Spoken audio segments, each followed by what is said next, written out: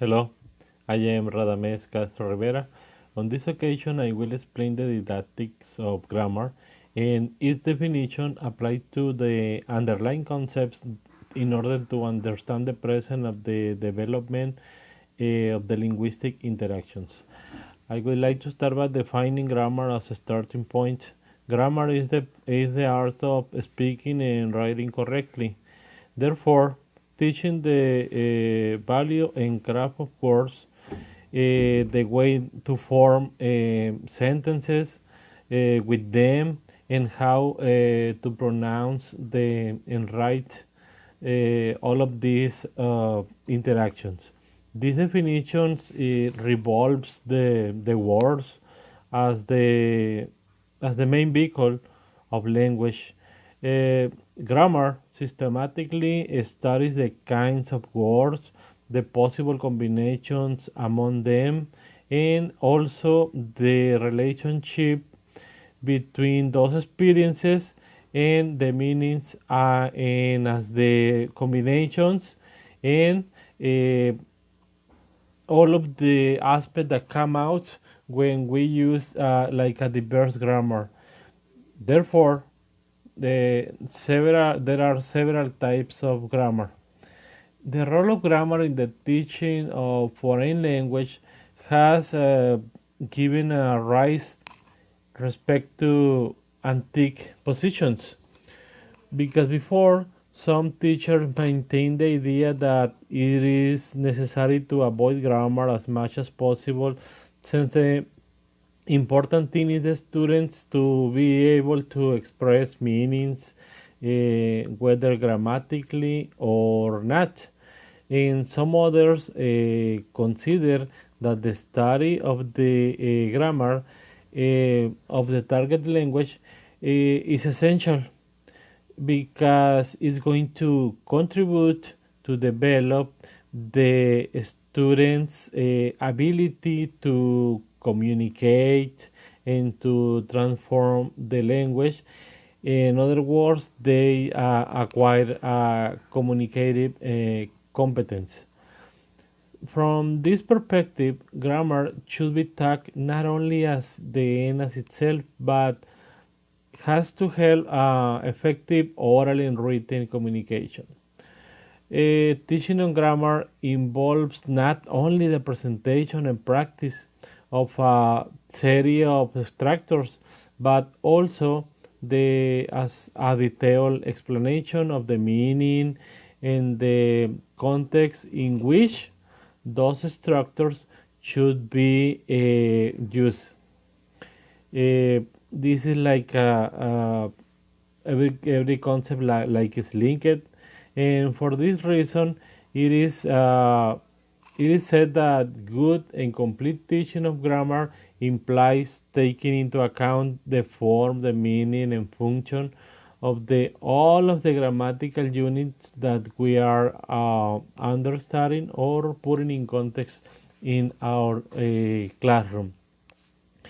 If we want to have an expected a good and expected teaching of grammar, we have to use techniques that present it as something attractive for students, not only something like monotonous or lacking of interest. Linguistic then is a discipline which studies language. It focuses on describing language as a system of signs, words, expressions, and as well as its main points. Linguistic also refers to the way that the language has evolved along the time, but taking into account the phonetics and structures of formation of new words or new ways to communicate. Until here, it is necessary to say that there are two types of descriptive grammar. Uh, but what it is the set of rules about language and its use, and it is divided into the formal grammar and the functional grammar.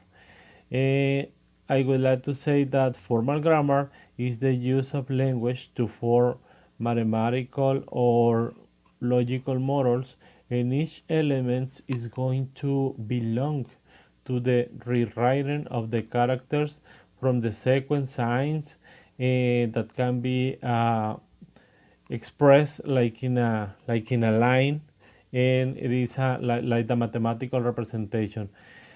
Using this model, a sequence of categories can be formed and recognized. So I would like to say that grammar is a generator of language, but in the formal way. Yes, and then by the other hand, we have the functional grammar, which is the analysis of grammar focus on the function as a relationship between the vocabulary that takes part in a communicated context. And then it is like the understanding of the use of the grammar in interactions, in making a better relationship between the words and their communicative purpose.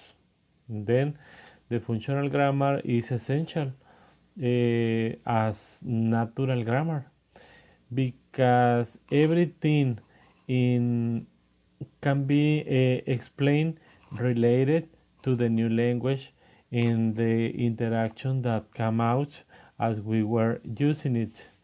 And then grammar is one of the components of a language linked to the sound systems and the vocabulary.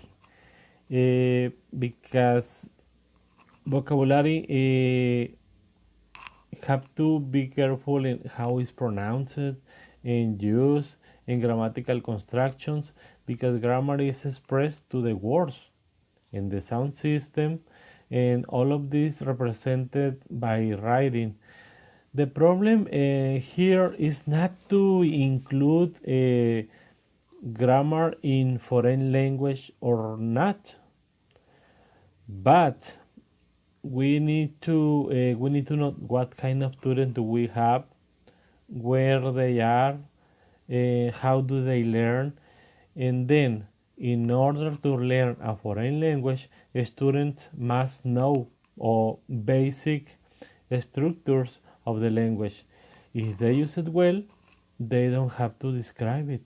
They don't have to describe it, and they mastering in structures of English is easier than learning through speaking, reading and writing skill, because the rules and explanations are going to give them a clearer portrait of the grammar, but we have to contextualize that they are learning about.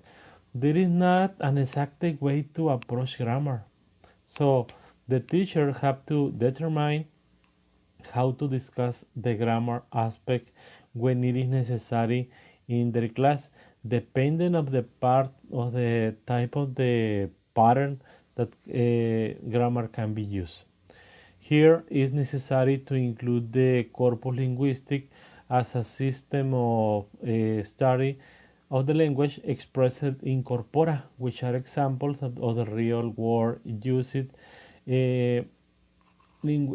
Corpus linguistic is more descriptive than prescriptive.